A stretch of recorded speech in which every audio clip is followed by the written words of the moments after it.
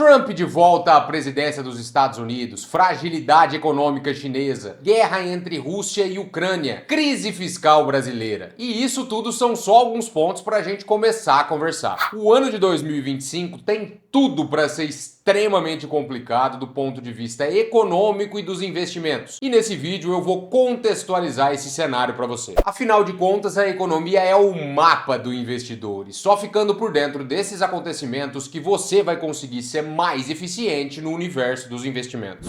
Fala, minha gente, tudo bom com vocês? Como esse é meu primeiro vídeo aqui no YouTube, nada mais justo do que eu começar me apresentando. Meu nome é Pedro, eu sou advogado e especialista em investimentos pela Ambima. Minha jornada como investidor começou lá em 2021, no meio da segunda onda do Covid. De lá pra cá, muita água passou por debaixo dessa ponte e de tanto dar murro em ponta de faca, tentando achar informação relacionando a economia com os investimentos, eu percebi que a maioria do conteúdo disponível ou é acadêmico, consequentemente não tem nada de simples na sua interpretação, ou então tá muito eivado de opinião política, o que acaba distorcendo um pouco a interpretação dos fatos. Dessa forma, eu resolvi contribuir com a minha experiência que eu venho adquirindo de lá pra cá para facilitar o acesso à informação da galera que tá começando a se interessar por esse assunto agora. Quando você entende que a economia é uma fotografia do comportamento das pessoas quando elas decidem gastar dinheiro e onde elas decidem gastar dinheiro e as consequências dessas decisões, as opções de investimento baseado nisso ficam mais claras. Porque acompanhando o comportamento das pessoas e a consequência desses comportamentos, você consegue observar qual vai ser o setor da economia que vai performar pior ou melhor nos próximos tempos, e dessa forma investir com base nessa informação.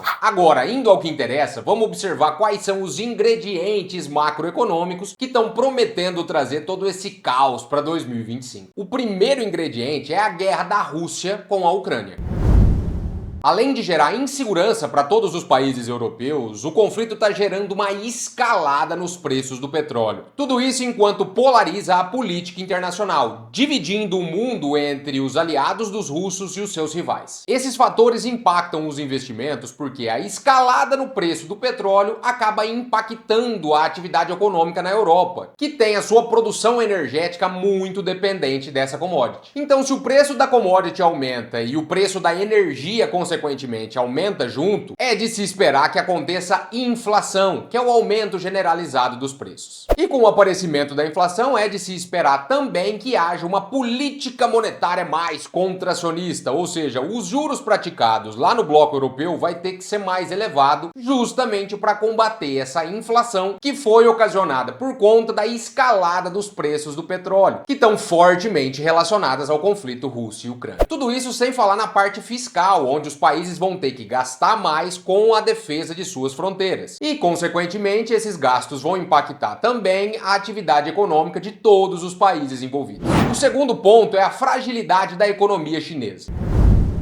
A China, depois do Covid, está vendo o seu modelo econômico ruir. Modelo econômico esse que é composto basicamente pela seguinte cadeia. O governo dá subsídio, empréstimo ou então alguns benefícios para os empresários investirem no setor industrial, construindo indústrias, por exemplo. Os trabalhadores que vão construir essas indústrias e depois vão operá-las são os chineses que vivem na zona rural. Quando eles migram da zona rural para a zona urbana para construir essas fábricas e depois trabalhar nesses lugares, eles vão precisar localizar um lugar para morar, eles vão precisar de casa. E dessa forma, o governo chinês também concedia vários benefícios e subsídios para o setor da construção civil produzir os prédios, essas casas aonde essas pessoas iriam morar. Então, dessa forma, a economia crescia por conta desses dois pilares. A industrialização, que sustentava o êxodo das pessoas da zona rural para a zona urbana, e a construção civil, que fornecia para essas pessoas o lugar aonde elas iriam morar. Então, você consegue observar que a China se beneficiava desses dois pilares. O primeiro é a industrialização, porque além dela construir uma malha industrial maior e mais eficiente, ela ainda gerava emprego, trazendo as pessoas da zona rural para a zona urbana. O aumento da renda dessas pessoas, que passaram a trabalhar da zona rural para a zona urbana, que consequentemente paga melhor, era destinado para o setor de construção civil, que também era beneficiado pelos benefícios chineses. Então todo esse excesso de dinheiro produzido pela migração da população da zona rural para a zona urbana escoava para dentro do setor imobiliário e fazia esse ciclo girar. Acontece que a China está tendo dificuldade em perpetuar esse sistema, com menos pessoas migrando da zona rural para a zona urbana e dessa forma rompendo um dos elos dessa cadeia. O impacto nos investimentos acontece primeiro porque os países que vendiam a matéria-prima que impulsionava esse crescimento chinês acabam padecendo dessa falta de demanda chinesa. Consequentemente, o preço dos produtos que era comercializado cai, então impacta no preço das commodities e também impacta no preço das empresas que vendiam e exploravam essas commodities. E reparem que eu não estou falando só de empresa chinesa, é empresa do mundo todo, porque afinal de contas a China é grande parceiro comercial de grande parte dos países do mundo.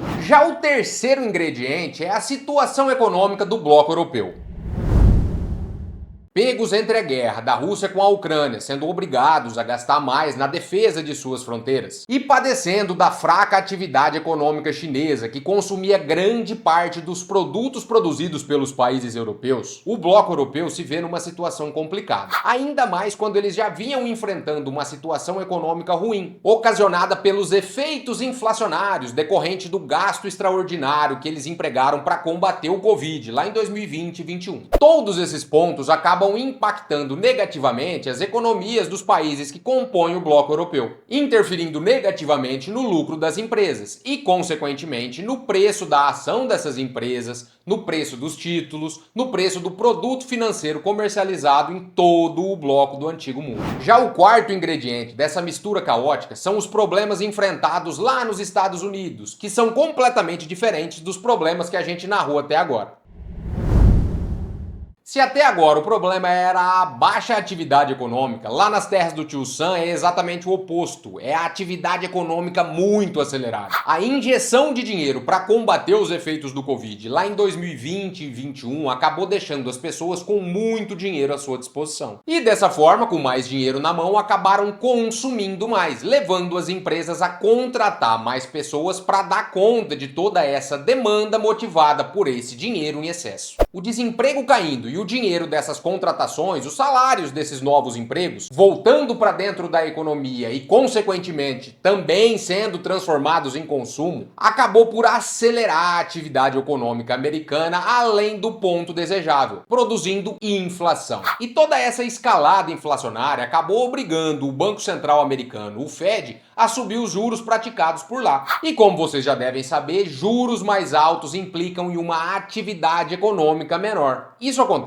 porque as empresas que precisam de empréstimos para manter as suas atividades operacionais, quando buscam por esses empréstimos, acabam se deparando com taxas de juros maiores. Esses juros elevados acabam impactando nas suas margens de lucros. E com os lucros mais reduzidos, elas contratam menos e, consequentemente, faz toda a economia de um país desacelerar. Afinal de contas, se tem menos emprego, tem menos dinheiro em circulação. E se tem menos dinheiro em circulação, tem menos consumo e menos atividade de maneira geral. E embora as empresas americanas ainda estejam performando muito bem, mesmo com um cenário de juros mais alto, a imprevisibilidade desse movimento e dessa tensão gerada pela elevação dos juros acaba impactando o cenário de investimentos, onde os investidores vão olhar com mais cautela quais são as empresas que eles vão investir e, consequentemente, diminui o fluxo de capital para dentro dos investimentos, prejudicando o preço de ação, de título e por aí vai. Agora, o nosso quinto elemento, ainda ligado aos Estados Unidos, é a posse do presidente Donald Trump.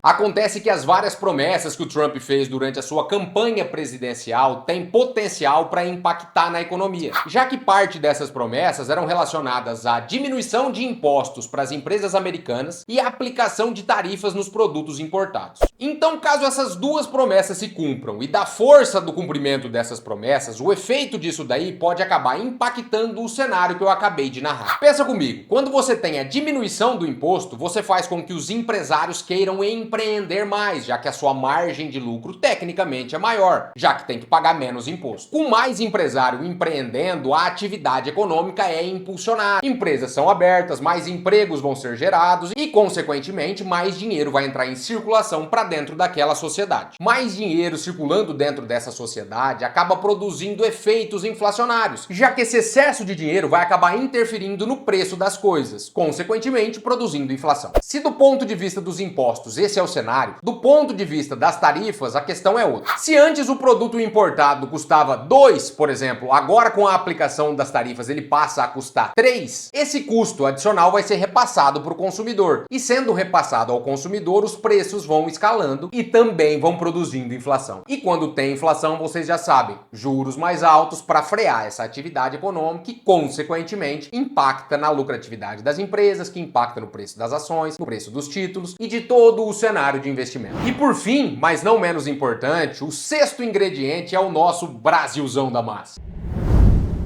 Se por um lado nós nos beneficiamos dessa atividade econômica mais forte lá nos Estados Unidos, que é um dos nossos principais parceiros comerciais, por outro a gente também é impactado pela fragilidade da economia chinesa. E além de todas essas questões internacionais, nós também vivemos os nossos dilemas internos. A joia da coroa dos nossos problemas econômicos está relacionada ao gasto público, que em termos mais técnicos pode ser interpretado como trajetória da nossa dívida. E a dinâmica da dívida vocês já conhecem, ela vai crescendo conforme você vai gastando mais do que você recebe. O crescimento dessa dívida gera temor, gera receio nos investidores pela possibilidade de um calote. Toda essa imprevisibilidade acaba afastando os investidores, locais e estrangeiros, dos ativos brasileiros. Essa falta de interesse, motivada por conta dessa percepção de risco, acaba fazendo com que os investidores vendam os nossos ativos e tirem o dinheiro do país. A venda desses ativos acaba puxando o preço de tudo para baixo, consequentemente prejudicando o preço de ação, preço de título e de todo o ambiente de negócios no Brasil. A moral da história de todo esse cenário macroeconômico que eu estou narrando aqui para vocês é que o investidor, ao observar todas essas incertezas, pode se sentir um pouco desesperado. Mas como foi dito por Mark Twain, o passado não se repete, mas por várias vezes ele rima.